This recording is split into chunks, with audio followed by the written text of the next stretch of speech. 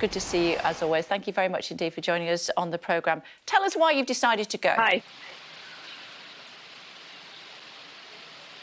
I think it's really important that governments at all levels contribute to these discussions and play our part in meeting our own obligations domestically, but encouraging greater progress globally.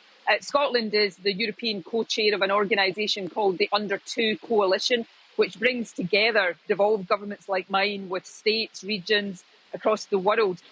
Together, we represent something like 50% of the global GDP, and many of the levers for tackling climate change lie in our hands. So it's really important that everybody with a part to play does that to the full. Scotland was also the host of COP27 last year in Glasgow, and the Scottish Government played a part in putting some key issues at this COP on the agenda, loss and damage, for example. So again, important to be here, to be encouraging collaboration and playing our part in hopefully a good outcome from this COP as we continue to address the accelerating emergency of climate change.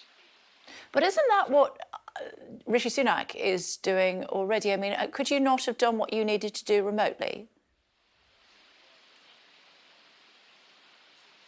No, I think this is the fifth COP that I have participated in, and it's really important to be here, to be having the discussions, to be playing our part in finding the solutions. Now, Rishi Sunak is here.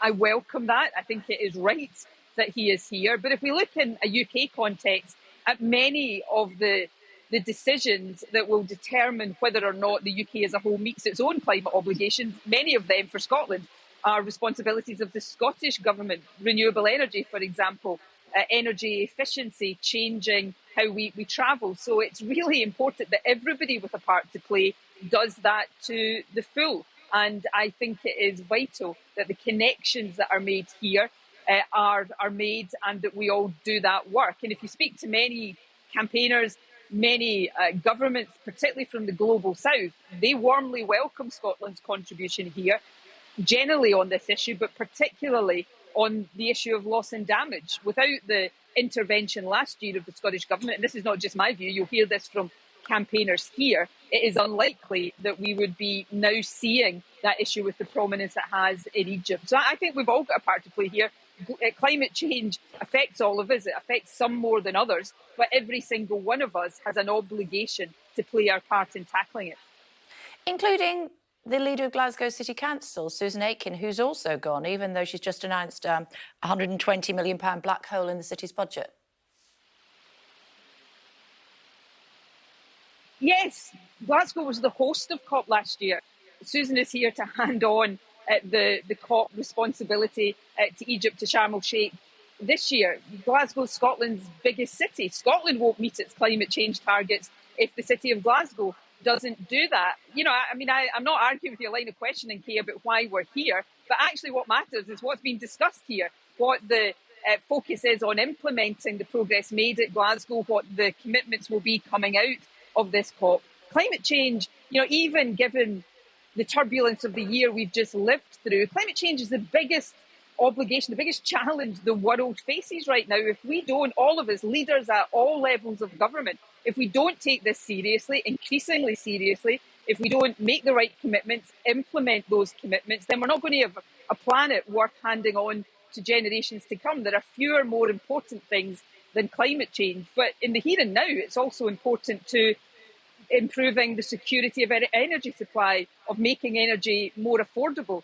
That is actually how we save the planet as well. So I think there would be more pertinent questions, I think, to ask of people like me and Susan Aitken if we weren't playing our full part in discussions like this, and not just playing our part in discussions, but actually showing the leadership that we need to see if the world is going to properly address this challenge.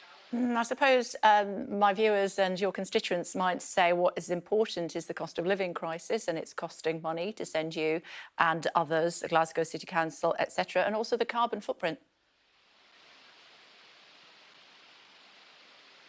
Look, you will find here, I'm here in the main pavilion of COP27, and there are representatives around me of devolved governments, of states in other countries, of German lender, that there will be governments at all levels represented here. We would be abdicating our responsibility if we weren't here playing our part in meeting these challenges. There is, of course, a cost in all sorts of ways to tackling climate change, but there is a much, much bigger cost associated with not tackling climate change. And that's how we've got to see that. The cost of living certainly occupies my government day in and day out right now, but dealing with the cost of living also necessitates dealing with the issues around climate change. The route to more secure energy, to cheaper energy, is a transition away from fossil fuels to renewable energy. And that is central to the whole climate change agenda. Again, why is a country like Scotland here? Scotland is an oil and gas producing country. We've got an obligation to show leadership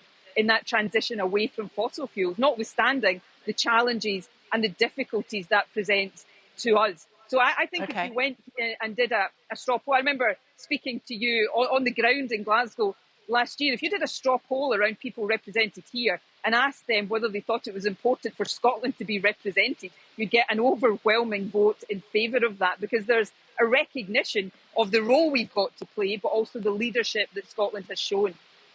OK. A thought while I've got you on Matt Hancock going into the jungle?